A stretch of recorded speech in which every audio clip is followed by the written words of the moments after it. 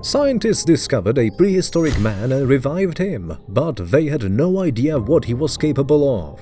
We will see the result of this experiment from the recap of the film Iceman. A scientific expedition takes place at the Arctic base. A group of researchers find the body of a prehistoric man in a block of ice. He was frozen for 40,000 years. This unique find is immediately delivered to a laboratory by the helicopter for further studying. At the same time, we meet a famous anthropologist, Stanley Shepard. The man is told that a prehistoric man has been brought to the laboratory. The researchers want to defrost the ancient body and study each cell in detail. They remove large chunks of ice using a powerful laser. Finally, they can take a better look at their unique find. Shepard concludes that the man was about 20 to 30 years old when he was frozen, and that he was a hunter. Have they really found a real Neanderthal? The scientists are preparing for the defrost. They want to send the samples of the prehistoric man's body to various universities across the body. Shepard tries to stop them, but they are ready to do anything in the name of science. Gradually the ice turns into water because the temperature in the room keeps increasing. The scientists take scalpels, needles and scissors and start working. First of all, they need to take off the fur that he was wearing. Evidently, he had with him several amulets or maybe even war trophies. Now they can perform an autopsy. But what's that? The body temperature of the ancient man is increasing rapidly. He is given a blood transfusion, and his whole body is scanned for signs of life. At first, it seems to be hopeless. But all of a sudden, the cells of his body start synthesizing DNA. It seems like there is a chemical in his body that prevented his cells from freezing and dying. The scientists notice new brain activity and immediately resuscitate the prehistoric man. He is administered with a large dose of adrenaline and given several defibrillator shocks. It works! The heart of the ancient man starts beating. He managed to survive among the Arctic ice floes somehow. The researchers study their ancestor with great interest. He looks like an ordinary young and rather strong man, but the scientists say that his brain isn't as developed as those of modern people. The prehistoric man regains consciousness and starts hissing quietly. He is administered a sedative, but it doesn't work. The Iceman is scared of the unfamiliar people in surgery masks. Then Shepard pulls off his mask and the ancient man sees his face. They both have curly hair and long beards. Having seen someone who looks like him, the Iceman calms down and drifts into a peaceful sleep. The researchers don't know whether he will be able to survive. His blood sugar level is critically low, his pulse is elevated, and his heart beats too fast. At any rate, he can be used in genetic engineering. For instance, people with cancer can be frozen and defrosted when there is an effective cure for cancer. Shepard doesn't like the idea. You can't use the Iceman like a piece of meat because he is alive and he's got feelings too. Shepard suggests placing the Iceman in an artificial stimulated environment that will replicate the conditions of his life 40,000 years ago. The scientists agree to this experiment. The Iceman regains consciousness in a cave. He wears his furs again. A snake crawls nearby, birds sing, there are bushes and trees. At first, the Iceman is very happy. He starts a fire and cooks himself a meal. Having eaten, he falls asleep by the bonfire. The next day, the Iceman takes a shower under a small waterfall. He grabs a homemade spear and goes hunting. He finds a wild boar and lures it into his trap. Now he has another delicious meal.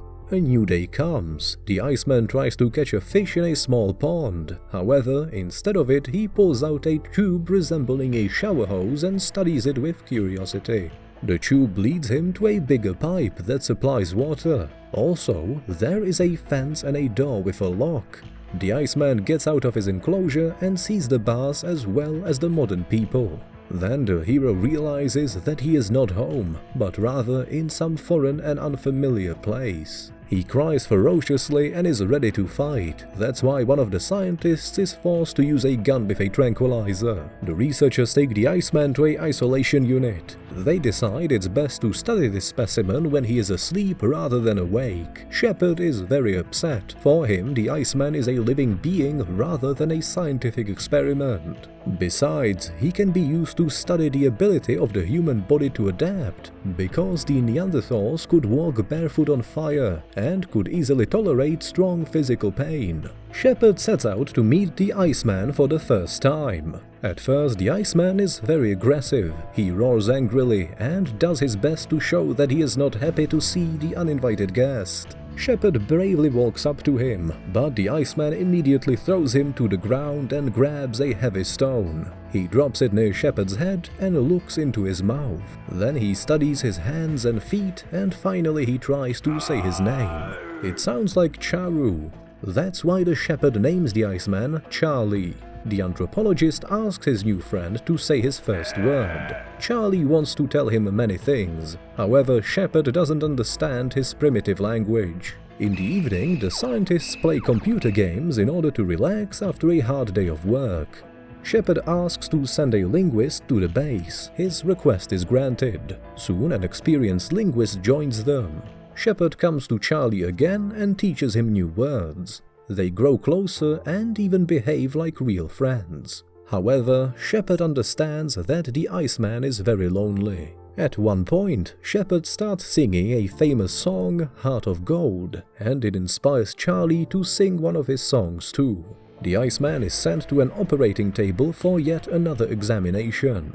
They need to understand how Charlie managed to survive after being frozen for 40,000 years. The scientists think they will be able to synthesize some cryofuse from his body. Shepard gets angry because they hurt Charlie again. He doesn't deserve such treatment. Besides, his heart may not withstand the constant temperature change. Charlie is placed back in his enclosure. He is very angry and even attacks Shepard. After all, who would like such a life? Shepard comes to his colleague, Dr. Diane Brady. He asks her to stop the cruel experiments on the Iceman. To convince her, he begs her to come with him and meet Charlie. Then she will be able to see that he is a living man. Charlie draws a big bird on the ground. He has similar marks on his chest. At this moment, Diane and Shepard come down to his enclosure. The anthropologist introduces her to the Iceman. What's most important is not to make sudden movements. Charlie examines this woman with curiosity and even offers her his bug.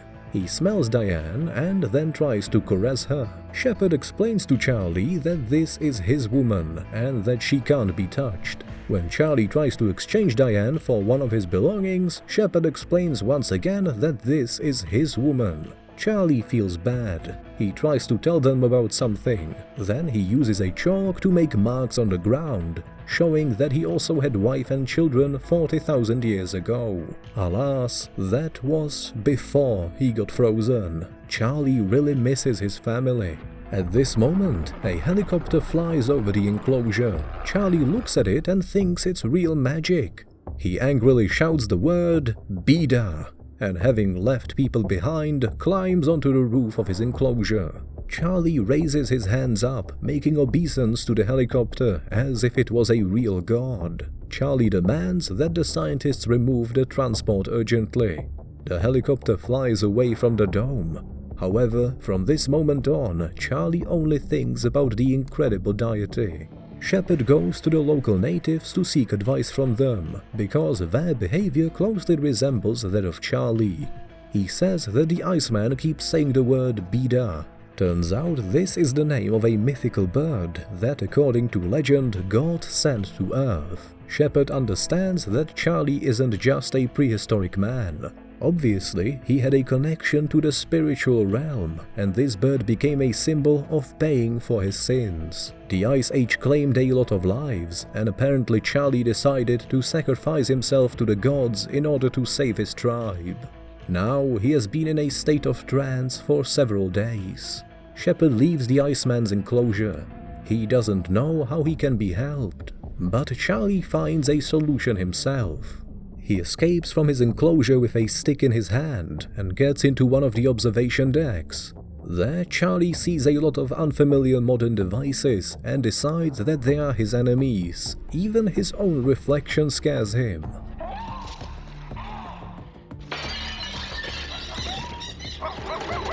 The Iceman keeps running and sees cages with experimental animals. He is very interested in birds, and the bear really scares him. Also, he bumps into a glass door and is terrified of seeing a working printer. Charlie enters a small laboratory and shatters a flask with acid. He sees Maynard, one of the technicians at the base, and tries to hide from him. The man hears suspicious noise. He enters the laboratory and gets hit with a handcrafted spear. Charlie keeps running. An alarm goes off. The Iceman freaks out even more and hides in one of the tunnels. Finally, he makes his way outside and sees snow for the first time. Charlie is very happy about it. A helicopter flies in the sky and Charlie falls into a trance once again. The helicopter starts landing and knocks Charlie off his feet. The scientists arrive and take the Iceman back to the laboratory. Maynard is injured, which means that Shepard's experiment needs to be stopped urgently. The ancient man is dangerous and will never be able to become part of modern-day society. Shepard is desperate. You can't keep Charlie in the cage for the rest of his life. Then, the anthropologist comes up with a cunning plan. He comes to Charlie's enclosure and asks Charlie to follow him. The men leave the base and head towards the glaciers. Now the hero is out in the wild again, and he loves it. An alarm goes off at the base. The escapees are chased after. The helicopter is dispatched. Charlie runs ahead of Shepard due to the collapse of another glacier. A massive crevice forms between them. The helicopter shows up before Shepard. He shouts "Bida" in ecstasy and raises his hands. The helicopter descends and the Iceman grabs hold of the landing skids. He dangles under the helicopter and it suddenly starts gaining altitude. Charlie is ecstatic because he thinks that this messenger is taking him to his god. At a high altitude, he lets go of the skids and seems to fly through the sky. Shepard is horrified. At the same time, he realizes that Charlie has reached the goal that he set 40,000 years ago.